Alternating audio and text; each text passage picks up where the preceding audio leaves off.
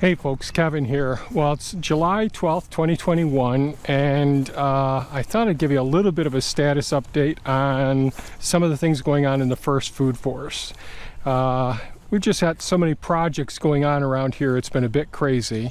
One of the things I would say, so Hound there, the track loader, skid steer, I've been using the tree puller, and so we have lots of trees. You could see some poplars here that I can't reach. They're a little bit too far away, but I have a lot of trees that have been growing up around the margins, and I've been successfully able to pull those out. So that's real nice that that tree puller works so well. But what I thought I'd share with you today is, I guess two things I should say. One is that we were fortunate enough to almost get an inch of rain over the night last night. We might get some more this evening, and so we've had about almost 2 inches of rain in total over the last couple of months, which has been a blessing. And as a result, a lot of the fruit has really been, picking up and producing like crazy. So there's been some damage to some of the peach trees because I didn't get them pruned like I should have. You can see there's one of our blushing star peach trees. And so I came out here just a little while ago, brought the ladder out, and did some fairly aggressive pruning. Hopefully this fall and this winter before spring, I'll be able to do some significant pruning and shaping of many of the trees in the food forest. Shaping the red buds, the persimmons there. I just did that, did a little bit here on the pawpaw as well. Last week I came through and pruned about 15 of the apples and about 10 of the pears in here. A couple of the mulberries as well. But the deer have been, when the fruit gets really large, especially after a large amount of rain, or significant amount of rain that it hadn't had in a while, these trees really suck things up, and the fruit is really getting heavier, and so the limbs come down. The deer can nibble on the lower limbs. So this tree I pruned just the other day because I was worried about it snapping. This peach here I just came out and pruned. It was completely leaned over here on top of this one. So here you can see they're just laden with fruit and all. A real hassle when you don't go about shaping and pruning your trees appropriately. So you can see a whole bunch of the fruit here, and now it's going to take some time for that to heal. It's more susceptible now that it's moist to a fungal opportunity. Another one of the blushing star peaches here, one of my favorites. This is the one that we've been healing from the deer rub from several years ago, which we made a video about. So I've been gradually taking out some of the dead wood here as the rest of it has been healing its way around because the dead wood has gotten in the way. But as you can see, a heck of a lot of pruning I've had to do because I didn't get to it this last winter or this spring. So, and I haven't had the mower up and running yet. I'm still waiting for parts to come in. This is an absolutely delicious, I can't remember the name of this plum tree here, but this tree is absolutely delicious. But because it's a dwarf, this is as large as it's going to be, and it's just optimal size for the deer. You can see I did have a stake here. You can see where I'd mowed around it before, a stake here to help straighten it back up, because the deer can pull these trees right down to the side and munch on it. So I'm not doing any more dwarfs unless it's in a very protected area as well. Even the currants, so many of these currants I've been coming around and pruning them off, but once they hit about 6 feet tall, boy, they really get to be top heavy with the fruit, and they just lay right down. The reds are all laying down. The hosta berries, well, the deer came through and ate most of the hosta berries over there. This is another one of the blushing star peaches. So, and this is another one that had the deer rub, so I just came out and did a lot of pruning on these ones. So, and I'll do chop and drop. So in other words, leave these pieces here. If I do get them, if the mower parts do come in, I'll probably go over it and chop it up a bit more, but the deer will be going through this fruit in no time. And that's one of our nectarines. Now this one is more susceptible to the brown rot. which is a real significant issue. And now it's pouring out some sap from all the old injury spots, and that's where the fungal organisms will take right off. So I need to come out and wipe these off if I get the chance.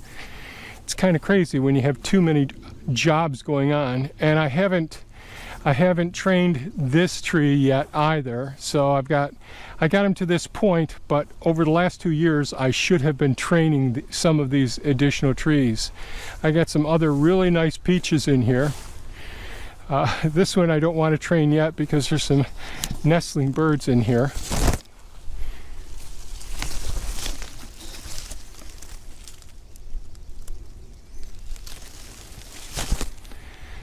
So once I get to this time of year, it's a hassle. I can't really do my training without disrupting the birds, and that's a good safe place because the cats can't get to it.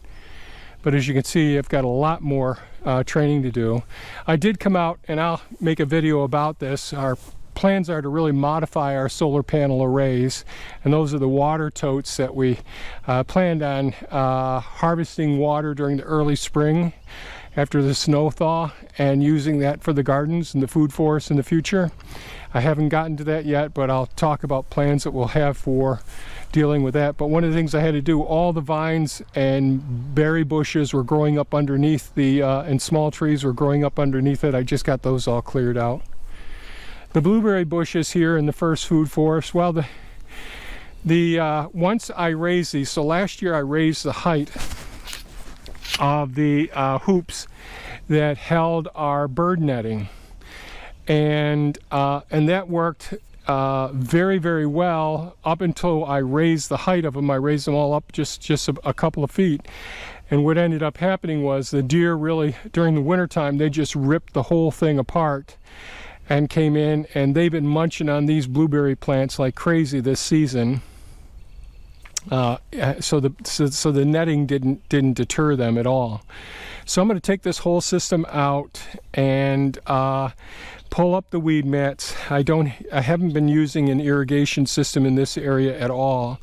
Our plants our blueberry plants in the West Food Forest are much better protected. The birds get at these blueberries as soon as they get ripe, but the deer eat them down all season long. So that's something I'm going to have to deal with. You can see there's lots of new growth on the blueberry plants, but there's a lot of dead wood that needs to be pruned out, and I'm going to have to make some time for that as well.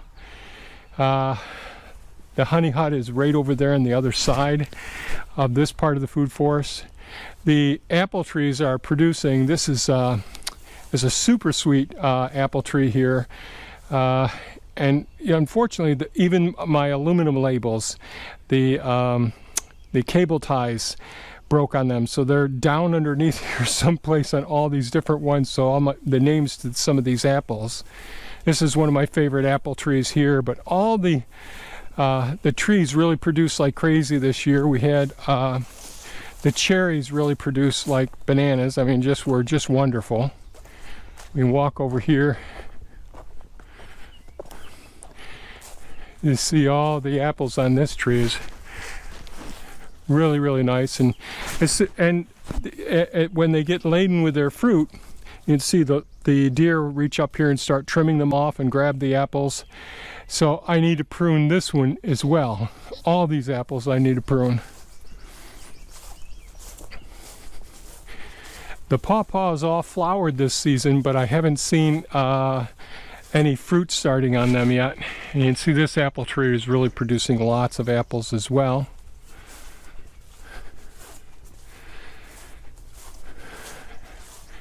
And this one here is doing pretty darn well. And again, I've got to reshape these. I just haven't gotten to them. Once I put some of these cages around them, it's well, it means I got to take the cage off in order to shape them appropriately, but this needs to be done. Then the weeds are overtaking some of my smaller trees, some of my new seedling trees that I put in here last year. Not as many fruit on this peach tree, thank goodness. So this one isn't going to break a big limb. This is another one that had the deer rub on it. This cherry didn't do quite as well this year. The other cherries over there produce like crazy, and this apple tree produces tremendous amount. My Macs are producing a lot.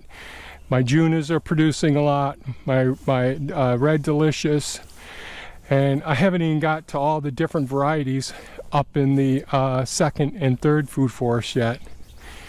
But pretty happy with how many have been coming. Oh, I'll show you one more thing. I got to get over here, and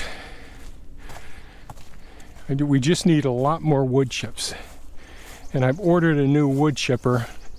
My DR chipper is just too small, and the tree service that was bringing me quite a few loads of wood chips just isn't bringing. He brought one load this year so far. Hosta berries here, but I got to prune this. So this is, see if you can see this. These leaves here are from the the Russian mulberry tree. So that's what this mother tree is.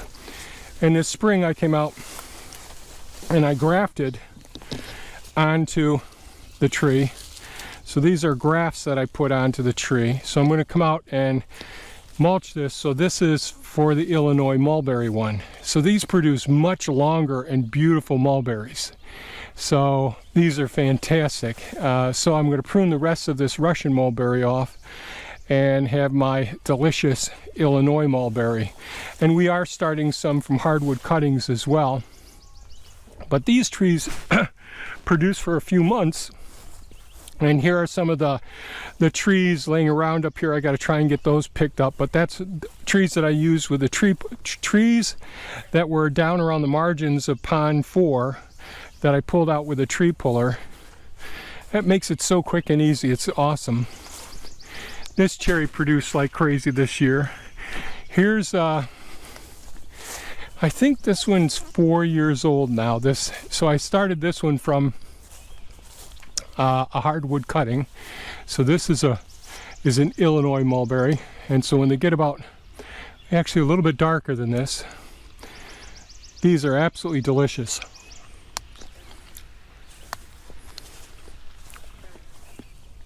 And I did come over and make sure that I pruned this one this spring, so this one's going to do well.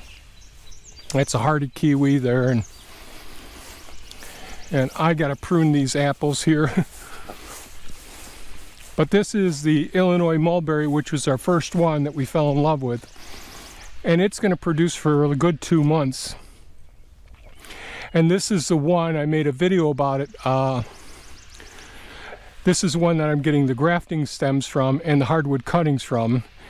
But one of the things is we had the high winds here, and I talked about the Catawba tree that was here. That blew over in the high winds and snapped 2/3 of this tree off a couple years ago. So it healed up somewhat, but it isn't in great shape. But it produces tons of berries. And this is, right here, this is a part of the Illinois mulberry tree that I'm do air layering on. So that's just some of the soil mix, and I've got it on top of a bucket. So this one this fall we'll take out and we'll transplant as well. So air layering and grafting are the two ways, and hardwood cuttings that I'm getting new beautiful Illinois mulberry trees from these from this gorgeous tree. So you can see here, I don't know if you can, so they'll just be coming for a couple of months. But the problem is we have to fight with the birds.